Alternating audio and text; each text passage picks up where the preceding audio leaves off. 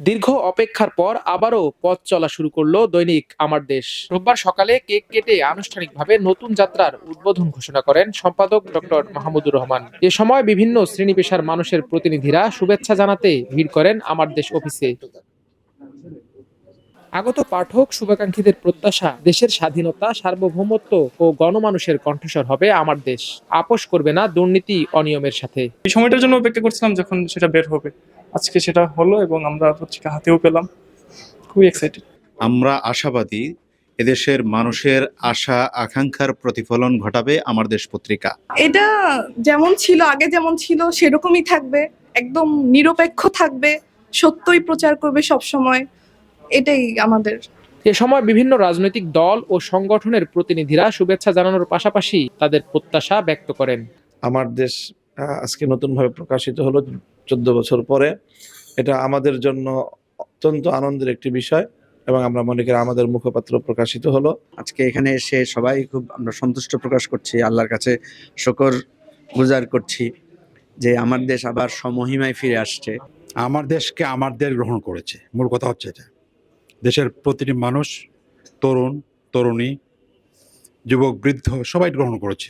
দৈনিক আমার দেশ এজ এ পত্রিকা হিসাবে জনগণের কাছে যতটা না গুরুত্বপূর্ণ, তার থেকে বেশি গুরুত্বপূর্ণ হচ্ছে সঠিক বস্তুনিষ্ঠ নিউজ এবং সঠিক তথ্য সরবরাহের মাধ্যমে এই পত্রিকাটি জনগণের কণ্ঠস্বর হয়ে দাঁড়িয়েছে। নতুন পথ চলায় আমার দেশকে শুভকামনা জানান আন্তর্জাতিক অপরাধ ট্রাইব্যুনালের চিফ প্রসিকিউটর মোহাম্মদ তাজুল ইসলাম। আমার দেশ পত্রিকা প্রকাশের মধ্য দিয়ে মানুষের যে উচ্ছ্বাস, সেই উচ্ছ্বাসের সাথে আমরাও উচ্ছ্বসিত। আমরা আমার দেশ পত্রিকার দীর্ঘ জীবন কামনা করি এবং এটার উত্তরোত্তর উন্নতি সাফল্য কামনা করি এবং আমরা চাই যে বিবেকের উচ্চারণ হিসাবেই আমার দেশটিকে থাকুক। দুপুরে আমার দেশের ওয়েবসাইটের উদ্বোধনকালে উপস্থিত ছিলেন অন্তর্বর্তী সরকারের আইন ও প্রবাসী কল্যাণ উপদেষ্টা ডক্টর আসিফ নজরুল এবং গণপূর্ত ও শিল্প উপদেষ্টা আদিলুর রহমান খান। তাদের প্রত্যাশা, অনুসন্ধানী প্রতিবেদন প্রকাশের পাশাপাশি আমার দেশ নির্যাতিতদের মুখপাত্র হবে। আমার দেশের সাফল্য কামনা করি। বাংলাদেশের সকল পত্রিকা দায়িত্বশীলতার সাথে মত প্রকাশ করবে, সেটা আশা করি। এবং আমি আশা করি আমার দেশ যেন অত্যন্ত আপনার অনুসন্ধানী রিপোর্টের দিক থেকেও অনেক বড় পত্রিকা হয়ে ওঠে। আশা করব আমার দেশ অন্যায়ের বিরুদ্ধে সেই প্রতিবাদী ধারার নেতৃত্ব বজায় রাখবে। আশা করব আমার দেশ নির্যাতিত মানুষের মুখপাত্র হিসাবে তার অবস্থান ধরে রাখবে।